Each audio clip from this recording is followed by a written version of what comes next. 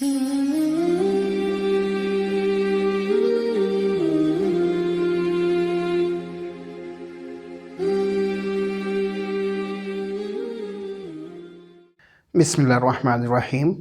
अल्हम्दुलिल्लाह रब्बिल आलमीन वस्सलातु वस्सलाम अला सय्यिदिल मुरसलीन व आलिहि व असहाबिहि अजमईन व मन तबिअहुम बिइहसान इला यौमिद्दीन, अम्मा बाद। मुअज़्ज़ज़ सामीन किराम, अस्सलामु अलैकुम व रहमतुल्लाहि व बरकातुहू। सीरा लिटरेचर सीरीज़ में मैं आपके सामने 20वीं सदी के निसफ़ आखिर में लिखी जाने वाली एक अहम किताब नबी रहमत का तारुफ़ पेश करने की कोशिश करूँगा। ये किताब 20वीं सदी के मशहूर व मारूफ़ शख्सियत मुफ़क्किर इस्लाम सैयद अबुल हसन अली हसनी नदवी ने लिखी है। ये किताब असलन अरबी में लिखी गई है, जिसका नाम अस्सीरा अन-नबविय्या है, जिसे बाद में अल-बासुल इस्लामी के एडिटर सैयद मोहम्मदुल हसनी ने उर्दू के कालब में डाला था। असल किताब को अरब ममालिक में काफ़ी मकबूलियत और शोहरत मिली। अरब कारी की जानिब से इस किताब की पज़ीराई का अंदाज़ा इस बात से किया जा सकता है कि इसके 10 एडिशन अब तक शाये हो चुके हैं। नबी रहमत अस्सीरा अन-नबविय्या का उर्दू कालब है, जिसका पहला एडिशन 1978 में शाये हुआ है और उसकी इशाअतों का सिलसिला अब तक जारी है। यही नुस्ख़ा मेरे पेश नज़र भी है। मुफ़क्किर इस्लाम की इस किताब की शोहरत, अहमियत और मकबूलियत का अंदाज़ा इस बात से लगाया जा सकता है कि उर्दू के अलावा उसका तर्जुमा अंग्रेज़ी, हिंदी, तुर्की और दीगर ज़बानों में भी हो चुका है। यहाँ इस बात की वजाहत मुनासिब मालूम होती है कि ताज़ा तरीन तहक़ीक़ात सीरत की रोशनी में मुअल्लिफ़ अलैहिर्रहमा ताहयात इस किताब को खूब से खूब तर बनाने की कोशिश में सरगर्दा रहे थे। नबी रहमत का शुमार असर हाजिर की नुमाइंदा कुतुब सीरत में होता है। बकौल मुसन्निफ़ अलैहिर्रहमा इस किताब में कदीम व जदीद मसादिर से इस्तिफ़ादा किया गया है और उसे सीरत के ओरिजिनल माख़िज़ की रोशनी में मुरतब किया गया है और कुरान व हदीस से सरेमुँह इन्हराफ नहीं किया गया है।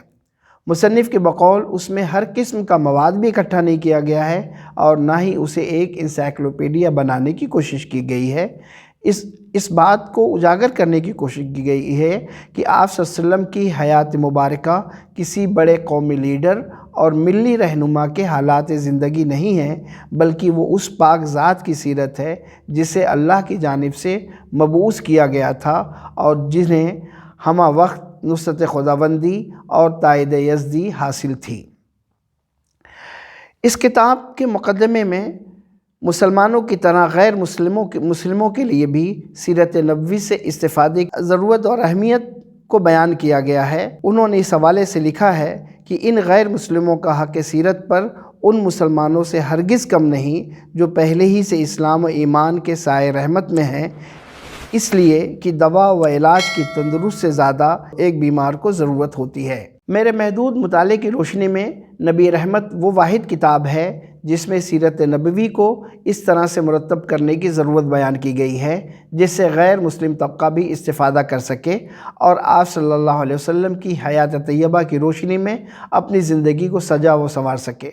ग़ालिबन इस किताब के बाद इस नुक्ते नज़र को आगे नहीं बढ़ाया गया है। आज के मौजूदा दौर में मुफ़क्किर इस्लाम अलैहिर्रहमा के नुक्ते नज़र की अहमियत मज़ीद बढ़ गई है कि हयात तैयबा के ज़रिए मुस्लिम और गैर मुस्लिम तबका के दरमियान पाई जाने वाली खलीज को किसी न किसी हद तक कम किया जा सकता है। मुसन्निफ़ अलैहिर्रहमा का ये नुक्ता आप सल्लल्लाहु अलैहि वसल्लम के रहमतुल लिल आलमीन होने का गम्माज़ भी है। किताब की दूसरी अहम ख़ुसूसियत 6ठी सदी ईस्वी में पाई जाने वाली आलमगीर जाहिलियत का नक्शा पेश करना है कि हमारे जहनों में ज़माने जाहिलियत की जो तस्वीर उभरती है वो सिर्फ़ जज़ीरतुल अरब की होती है कि उस वक्त वहाँ मौजूद आबादी की दीनी और समाजी ज़िंदगी कैसी थी। आलमगीर अंधेरे का तस्वुर इस किताब के मुताले के बाद ही उभर कर सामने आता है और इसी तरह ये भी पता चलता है कि आप सल्लल्लाहु अलैहि वसल्लम को रहमतुल लिल आलमीन और ख़ातिमुल मुरसलीन बनाकर क्यों भेजा गया था। बकौल मुसन्निफ़ आलमगीर जाहिलियत का अंदाज़ा किए बगैर और उस वक्त की सूरत हाल को समझे बगैर آپ صلی اللہ علیہ وسلم کی بعثت کا مقصد اور اہمیت کا اندازہ نہیں کیا جا سکتا ہے۔ کتاب کی تیسری اہم خصوصیت کتاب کا آخری مبحث ہے، جس میں آپ صلی اللہ علیہ وسلم کی ذات والا صفات کو ساری دنیا کے لیے رحمت قرار دیا گیا ہے۔ کتاب کا یہ حصہ مصنف کی ایک تقریر کا آخری حصہ ہے، جس میں بعثت نبوی کے احسانات اور نبوت محمدی کے ان عطیوں کا ذکر کیا گیا ہے جنہوں نے تاریخ انسانی میں انقلاب برپا کر دیا تھا اور نو انسانی کی قسمت بدل دی تھی۔ کتاب کا یہ آخری مبحث بھی اپنی جامعیت کی وجہ سے بہت اہم اور متاثر کن ہے۔ کتاب کے اس حصے کو پڑھ کر آپ کے رحمت للعالمین ہونا بہت ہی جامع انداز میں سامنے آتا ہے۔ کتاب کی چوتھی بنیادی خصوصیت اس عہد میں مکہ و مدینہ کی صورتحال۔ کتاب کی چوتھی بنیادی خصوصیت اس عہد میں مکہ و مدینہ کی صورتحال، وہاں کے سماج اور روز و شب کی جامع تصویر کشی کرنا ہے، جس کے پس منظر کو سمجھے بغیر اسلام کی کامیابیوں اور کامرانیوں کا پورا اندازہ بھی نہیں کیا جا سکتا ہے۔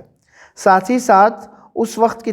ترقی یافتہ حکومتوں کے حجم اور ان کی شان و شوکت کا ذکر بھی کیا گیا ہے، تاکہ آپ صلی اللہ علیہ وسلم کا انہیں اسلام کی دعوت دینے اور اس کے حلقے میں شامل ہونے کے لیے فرامین روانہ کرنے کی اہمیت واضح ہو سکے۔ نبی رحمت کی پانچویں خصوصیت اس میں نقشوں کا اہتمام کے ساتھ پیش کرنا بھی ہے کہ ان سے بہت سی ایسی حقیقتیں آسانی کے ساتھ سمجھ میں آ جاتی ہیں جو بسا اوقات طویل عبارتوں سے بھی سمجھ میں نہیں آتی ہیں۔ کتاب کے مشمولات پر نظر ڈالنے سے یہ پتہ چلتا ہے کہ یہ کتاب دو حصوں پر مشتمل ہے، لیکن انہیں ایک ہی جلد میں شائع کیا گیا ہے۔ پہلا حصہ عہد جاہلیت تا صلح حدیبیہ پر محیط ہے۔ اس حصے کی فہرست کے آخر میں کتاب کے انڈیکس کا ذکر بھی موجود ہے، لیکن وہ کتاب کے پہلے حصے میں موجود نہیں ہے، بلکہ اسے کتاب کے دوسرے حصے میں شامل کیا گیا ہے، لیکن اس کی وضاحت نہیں کی گئی ہے۔ کتاب کے دوسرے حصے کا آغاز سلاطین و امراء کے نام روانہ کردہ مکاتب نبوی سے ہوتا ہے اور خاتمہ آپ صلی اللہ علیہ وسلم کے رحمت للعالمین ہونے کا ذکر کرتے ہوئے کیا گیا ہے۔ مزید برآں کتاب کے آخر میں دونوں حصوں کا اشاریہ بھی شامل کیا گیا ہے، لیکن پہلی جلد کے اشاریے کا ذکر فہرست میں نہیں کیا گیا ہے۔ ممکن ہے کہ کتاب کے دوسرے ایڈیشن میں اس خامی کو دور کر لیا گیا ہوگا۔ نبی رحمت کا آغاز کسی قدر تفصیلی مقدمے سے ہوتا ہے، جس میں مؤلف نے سیرت نبوی سے اپنے والہانہ لگاؤ کے مختلف پڑاؤ کا ذکر کرتے ہوئے اس کتاب کی تالیف کا پس منظر بیان کیا ہے۔ مقدمے میں انہوں نے نبی رحمت کو لکھنے کے اسباب، اس موضوع پر قلم اٹھانے کی سعادت اور اس راہ میں پیش آنے والی مشکلات کا ذکر کرنے کے ساتھ ساتھ محدثین اور متقدمین سیرت نگاران کی کاوشوں کا ذکر کیا گیا ہے، اور قدیم و جدید اور معاصر ماخذ کی روشنی میں ایک ایسی کتاب کی ضرورت کو بیان کیا گیا ہے جو ایک طرف عصری اور علمی اسلوب میں لکھی گئی ہو اور اس میں قدیم و جدید دونوں قسم کے ماخذ سے پورا استفادہ کیا گیا ہو، دوسری طرف سیرت کے اولین اور اصل ماخذ پر اس کی بنیاد ہو اور قرآن و حدیث سے اس میں سر منہ انحراف نہ کیا گیا ہو، اور موضوعی طرز پر بھی نہ لکھی گئی ہو جس میں ساری معلومات بغیر کسی نقد و تمہیز کے بھر دی جاتی ہیں اور ہر طرح کا ضروری و غیر ضروری مواد پیش کرنا ضروری سمجھا جاتا ہے۔ اس کتاب میں مصنف نے جس اسلوب کو اختیار کیا ہے اس کو بیان کرتے ہوئے انہوں نے لکھا ہے کہ اس میں نئی نسل کے ذہن اور ذوق اور اس کے فہم اور نفسیات کی موجودہ سطح کا خیال رکھا گیا ہے، نیز نئے تقاضوں اور ضرورتوں اور اس طرز تحریر اور طرز کلام کی اس میں پوری رعایت ہو جو موجودہ دور میں رائج ہے، کہ ہر زمانے کا ایک خاص اسلوب بیان اور زبان ہوتی ہے جس کا لحاظ رکھنا ضروری ہوتا ہے۔ اسی طرح انہوں نے اس کتاب میں اس بات کی بھی کوشش کی ہے کہ وہ سیرت کی علمی اور تربیتی و دعوتی دونوں پہلوؤں کی جامع ہو اور اس میں سے کوئی ایک پہلو دوسرے پہلو پر غالب نہ آ جائے۔ اس کتاب میں سیرت نبویہ کی قدیم و جدید کتب سے استفادہ کیا گیا ہے۔ اہم اور بنیادی مصادر میں کتب سیاہ ستہ، سیرت ابن ہشام، امام ابن القیم کی زاد المعاد اور ابن کثیر کی السیرۃ النبویہ کا ہی ذکر کیا گیا ہے۔ غالباً یہاں اہم اور بنیادی مصادر میں قرآن مجید کا ذکر سہواً چھوٹ گیا ہے، یا اس لیے ذکر نہیں کیا گیا ہے کہ قرآن آپ صلی اللہ علیہ وسلم کی سیرت کا بنیادی اور اہم مصدر ہے جس سے ذکر کیے بغیر بھی سمجھا جا سکتا ہے۔ اصل کتاب کا آغاز 6 صدی کے عہد جاہلیت کی بھرپور عکاسی سے ہوتا ہے، جس سے آپ صلی اللہ علیہ وسلم کی بعثت کی ضرورت اور اہمیت کا اندازہ مکمل طور پر کیا جا سکتا ہے۔ عہد جاہلیت کے عنوان کے تحت اس وقت کی روم و ایران کی طاقتور حکومتوں کے ساتھ ساتھ ہندوستان اور جزیرۃ العرب کے مذہبی، سماجی اور سیاسی احوال کا ذکر بھی کیا گیا ہے، جس سے اس وقت کے گھٹا ٹوپ اندھیرے اور عالمگیر فساد کا اندازہ کیا جا سکتا ہے۔ اس کے بعد جزیرۃ العرب میں بعثت نبوی کے اسباب بیان کرتے ہوئے اس وقت کے دور کو عرب کا سیاہ ترین دور قرار دیا گیا ہے اور ایک مستقل نبی کی بعثت کی ضرورت کو بیان کیا گیا ہے۔ عہد جاہلیت کا نقشہ کھینچنے کے بعد جزیرۃ العرب کے محل وقوع، اس کے طبعی و جغرافیائی حالات، وہاں مقیم باشندوں کے طبقات وغیرہ کا ذکر کرتے ہوئے اقوام ملل کی تاریخ میں بعثت نبوی سے پہلے، بعثت نبوی کے وقت اور اس کے بعد جزیرۃ العرب کے مقام و مرتبے کو بیان کیا گیا ہے اور وہاں کے مشہور قبائل، تاریخی واقعات کے ساتھ ساتھ اس وقت کے مکہ کی تصویر کشی کی گئی ہے۔ یہ حصہ بھی اتنے جامع انداز میں ہمیں کسی اور کتاب میں یکجا اور اکٹھا نہیں ملتا ہے۔ عہد جاہلیت کی مکمل تصویر کشی کے بعد ولادت باسعادت سے آغاز نبوت اور بعثت کے بعد تا صلح حدیبیہ کے حالات کو تسلسل کے ساتھ بیان کیا گیا ہے۔ صلح حدیبیہ کے حالات کو بیان کیا گیا ہے اور اسی پر کتاب کے حصے اول کا خاتمہ ہو جاتا ہے۔ اسی ضمن میں عہد بعثت کے مدینے کا تفصیلی جائزہ لیا گیا ہے، جو غالباً اس کتاب سے پہلے کسی اور جگہ اتنی تفصیل کے ساتھ نہیں ملتا ہے۔ اس بحث کا آغاز مکی اور مدنی معاشرے میں پائے جانے والے فرق کے ذکر سے ہوتا ہے اور وہاں پائی جانے والی قوم یہود کی اقتصادی،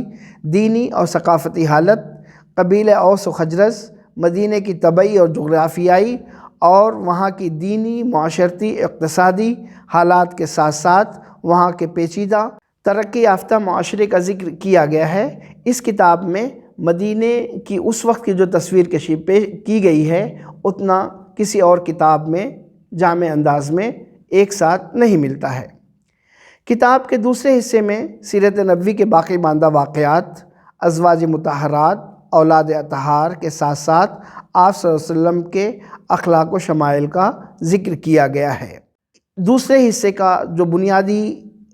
بنیادی حصہ ہے یا بنیادی مبحث ہے وہ آپ صلی اللہ علیہ وسلم کا رحمت للعالمین ہونے کا ذکر کرنا ہے۔ اس حصے کا آغاز آپ صلی اللہ علیہ وسلم کے ان فرامین سے ہوتا ہے جو آپ صلی اللہ علیہ وسلم نے سلاطین کے نام بھیجے تھے۔ عصر حاضر میں لکھی جانے والی کتب سیرت میں نبی رحمت کا شمار ایک اہم اور عمدہ کتاب سیرت میں ہوتا ہے۔ اس میں واقعات سیرت کو تسلسل کے ساتھ بیان کرنے کے ساتھ ساتھ سیرت نبوی کے ان پہلوؤں کو اجاگر کیا گیا ہے جن سے آپ صلی اللہ علیہ وسلم کی ذات سے عشق، محبت کے جذبات پیدا ہوتے ہیں اور اسلام کی دعوت دینے کے مختلف اسلوب اور طریقے سامنے آتے ہیں۔ اللہ کتاب کے مصنف کو ان کی خدمات کا بہترین صلہ دے اور ہم سب کو اس سے بھرپور فائدہ اٹھانے کی توفیق دے۔ والسلام علیکم ورحمۃ اللہ وبرکاتہ۔